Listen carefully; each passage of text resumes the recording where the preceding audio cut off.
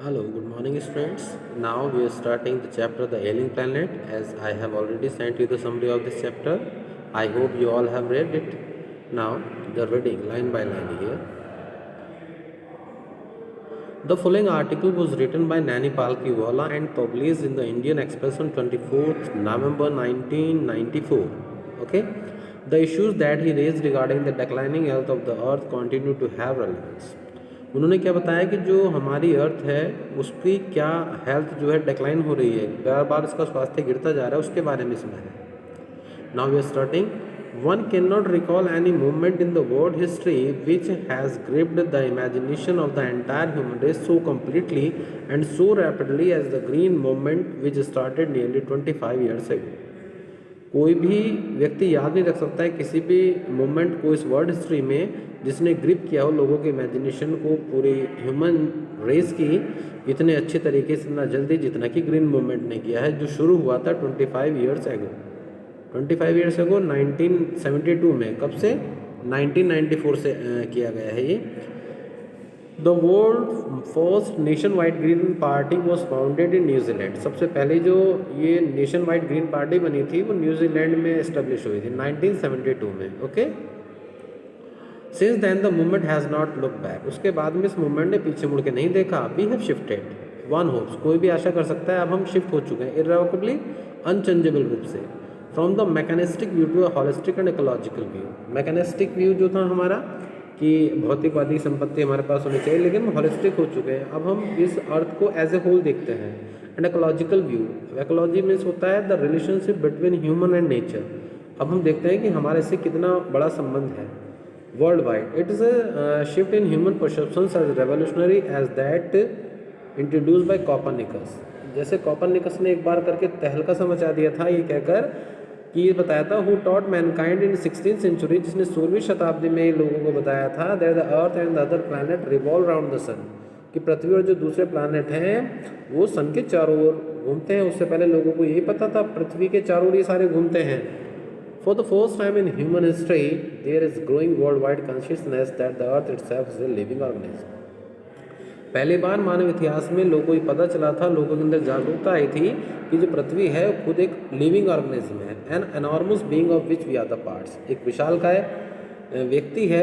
व्यक्ति का मतलब एक ह्यूमन बीइंग है जिससे कि हम उसके हिस्से हैं. We are the parts. It has its own metabolic needs. इसकी खुद की अपनी कुछ मेटाबॉलिक नीड्स हैं, है ना, जो ज़रूरतें होती हैं. एंड वाइटल प्रोसेस है which need to be respected and preserve, जिसको रेस्पेक्ट करना चाहिए और उसको सुरक्षित भी रखना चाहिए.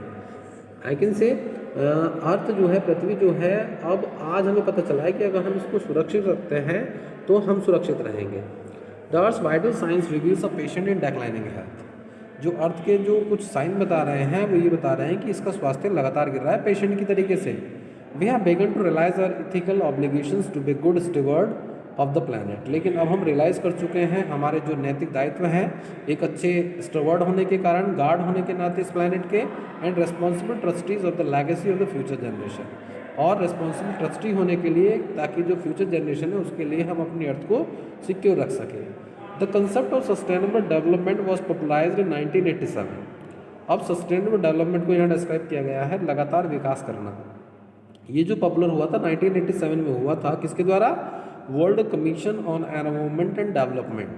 Okay, world commission on environment and development के द्वारा. In its report it defined the idea of, उसमें रिपोर्ट जो आई थी उसमें ये विचार था development that meets the needs of the present. वो विकास चाहिए हमें जो वर्तमान की ज़रूरतों को पूरा करे, but without compromising the ability of future generations to meet their needs.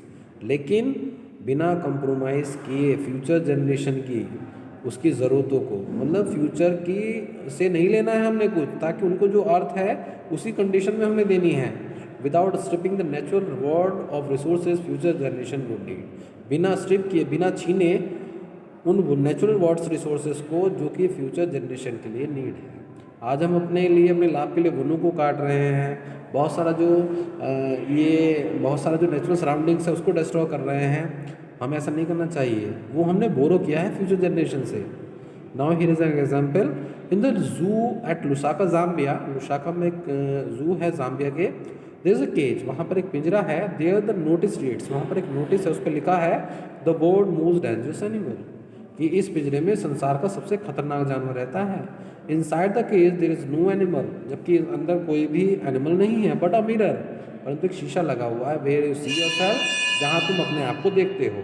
Thanks to the efforts to a number of agencies in different countries.